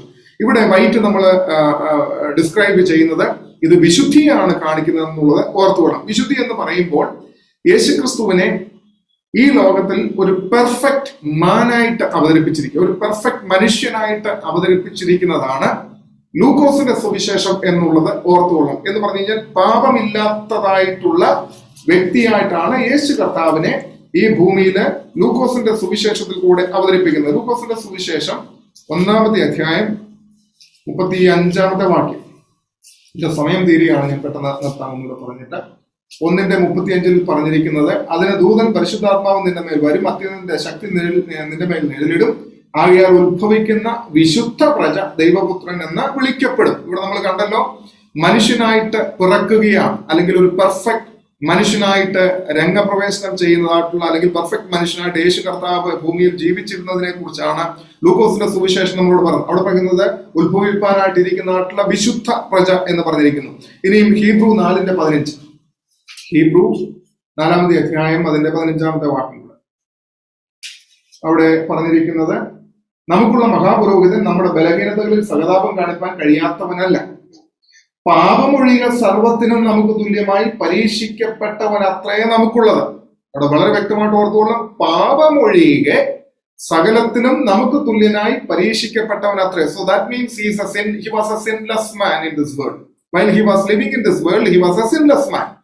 അത് ഞാൻ ഒരു പ്രാവശ്യം നിങ്ങളോട് പറഞ്ഞിട്ടുണ്ട്. പത്രോസ് അപ്പോസ്തലൻ പറഞ്ഞിട്ടുണ്ട്, യോഹന്നാൻ അപ്പോസ്തലൻ പറഞ്ഞിട്ടുണ്ട്, പൗലോസ് അപ്പോസ്തലൻ പറഞ്ഞിട്ടുണ്ട്. 3 അപ്പോസ്തലന്മാർ യേശുക്രിസ്തുവിന്റെ, അത് നമ്മൾ ലേവ്യ യാഗം പഠിക്കുമ്പോൾ ലേവ്യ പുസ്തകത്തിൽ അവൻ ആടിനെ കൊണ്ടുവരുന്നതായിട്ടുള്ള കാളയെ ഖണ്ഡമായിട്ട് മുറിച്ചു വെക്കും. അതായത് വീട്ടിൽ വെച്ച് പരിശോധിക്കും, മൂലമുണ്ടോ എന്ന് നോക്കും. പിന്നെ യാഗവേദിയിൽ കൊണ്ടുവന്നിട്ട് യാഗപീഠത്തിൽ വെച്ചിട്ട് അതിനെ കട്ട് ചെയ്ത് പരിശോധിച്ച് നോക്കും. വീണ്ടും അതിനെ മുറിച്ച് പരിശോധിച്ച് നോക്കുന്നതായിട്ടുള്ള അനുഭവങ്ങളുണ്ട്. അപ്പോൾ ഇതെല്ലാം കാണിക്കുന്നത് 3 അപ്പോസ്തലന്മാർ പറയുന്നത് അവൻ പാപം ചെയ്തിട്ടില്ല, അവനിൽ പാപമില്ല, അവൻ പാപം അറിഞ്ഞിട്ടില്ല. ഇവിടെ പൗലോസ് അപ്പോസ്തലൻ എബ്രായ ലേഖനത്തിൽ കൂടെ പറയുകയാണ്, while he was living in this world, he was a sinless man. അവൻ ഈ ഭൂമിയിലായിരുന്നപ്പോൾ അവൻ പാപം അറിഞ്ഞിട്ടില്ല, പാപം ഒഴികെ സർവത്തിലും അവൻ പരീക്ഷിക്കപ്പെട്ടു എന്നാണ് പറഞ്ഞിരിക്കുന്നത് എന്നുള്ളത് ഓർത്തുകൊള്ളണം. ലൂക്കോസിന്റെ സുവിശേഷത്തിൽ തന്നെ നമ്മൾ വരുന്നതായിട്ടുള്ള സമയത്ത് 23-ാമത്തെ അധ്യായം അവൻ ന്യായം വിധിക്കപ്പെടുന്നതായിട്ടുള്ള ന്യായവിധിയുടെ സമയത്തേക്ക് നമുക്ക് ഉള്ളതായ കാഴ്ച എന്താണെന്ന് നോക്കാം. 23-ാമത്തെ അധ്യായം 14-ാമത്തെ വാക്യവും 14-ാമത്തെ വാക്യം അവിടെ പറഞ്ഞിരിക്കുന്നത്, അവരോട് ഈ മനുഷ്യൻ ജനത്തെ മത്സരിപ്പിക്കുന്നു എന്ന് പറഞ്ഞ് നിങ്ങൾ അവനെ എന്റെ അടുക്കൽ കൊണ്ടുവന്നുവല്ലോ. ഞാനോ നിങ്ങളുടെ മുമ്പാകെ വിസ്തരിച്ചിട്ടും നിങ്ങൾ ചുമത്തിയ കുറ്റമൊന്നും അവനിൽ കണ്ടില്ല.